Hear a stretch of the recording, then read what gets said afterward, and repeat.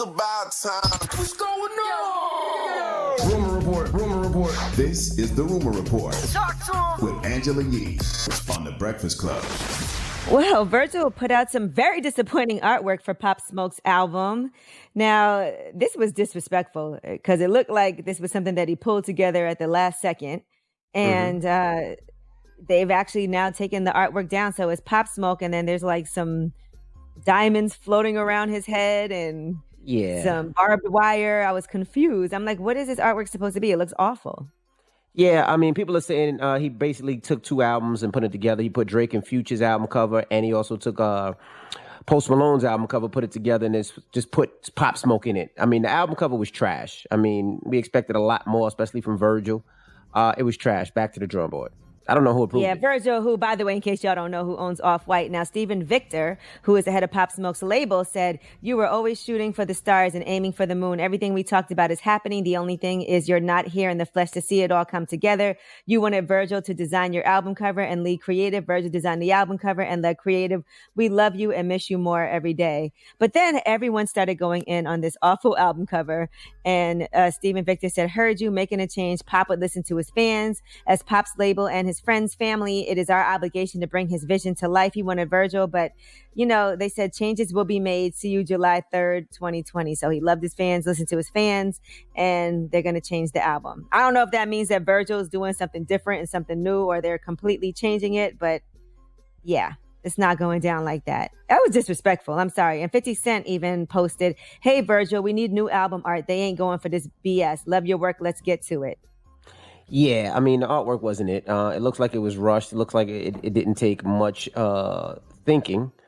But I'm not a creative. It looked like that they does were this. like, "Look, this is due today. We got to get it in. Somebody let the intern do it." That's what it looked like. I got flyer people that do a lot better than that. Yeah, Steve 50, that wasn't it. But they're gonna fix it. Those are my guys. They're gonna fix it.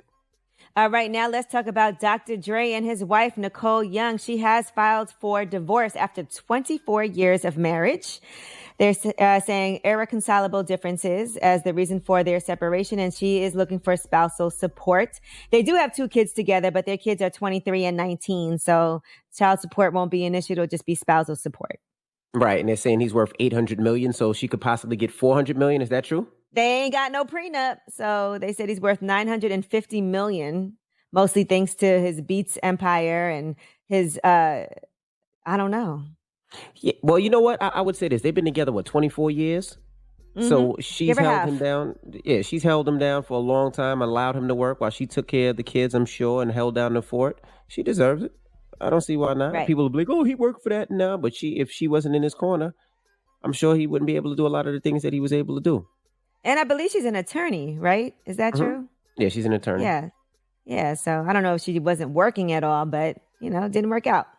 And hey, it could be worse. I'd rather get I'd rather have to give up half of 800 million than half of 8,000.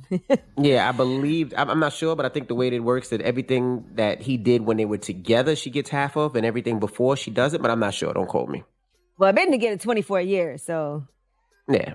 You know, but Dre's been doing things since he was like 16, 17, 18 years old. So yeah, but that Beats by Dre money hits different. It does hit different. All right, now Kanye West. Let's discuss his new song. He teased it. I don't know if you'll be able to get much from it, but it's called "Wash Us in the Blood," and they said that is going to be coming really, really soon. So Kanye tweeted out from the forthcoming album "God's Country," and here is a snippet of that. Can't tell much from that, right? I can't tell ish. I don't know. I gotta hear a song. Like I don't know.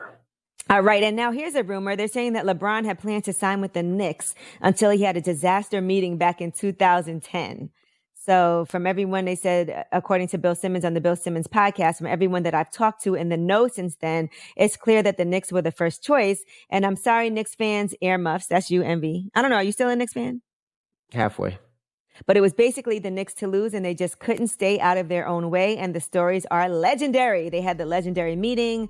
Donnie Walsh was in the wheelchair. Dolan was Dolan. And it was just they didn't have anything prepared. It just couldn't have gone worse. By all accounts, it was a disaster. And I don't understand. Like, if you have a meeting with LeBron, the meeting should go just like this. "Hey, LeBron, we want you to play for the Knicks. What do you want?" Yes, we'll give it to you. Congratulations, you're a New York Knick. I don't understand. Whatever that man wants, you give it to him. He wants $30 million a year, give it to him. He wants a whole section in the front row, give it to him. He wants to sell sneakers there, give it to him. He wants all the players to wear sneakers. You give the man what he wants. Well, welcome to the Nets, Envy. Brooklyn Nets fan yet? Yes, I'm glad to be here.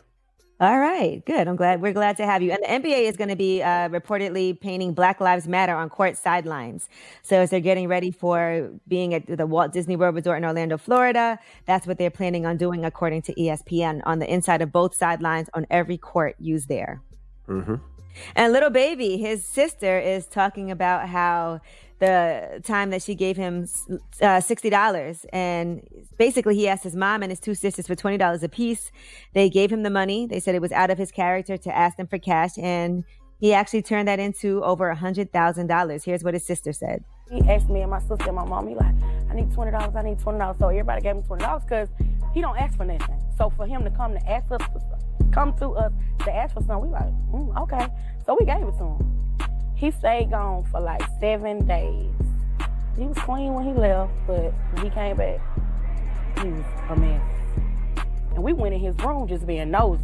And me and my sister counted 100,000 with our bare hands. Wow. Now, Lil Baby wrote that the majority of it came from a dice game. Wow, he was hot that night. But all right, that's the story. He's sticking with it. I'm not mad at him. But it could have been a dice game. How else, right? That fast? Yeah. $60. Jeesh. So if you run into Lil Baby in Vegas or somewhere, bet on Lil Baby. All right? I'm Angela Yee, and that is your rumor report.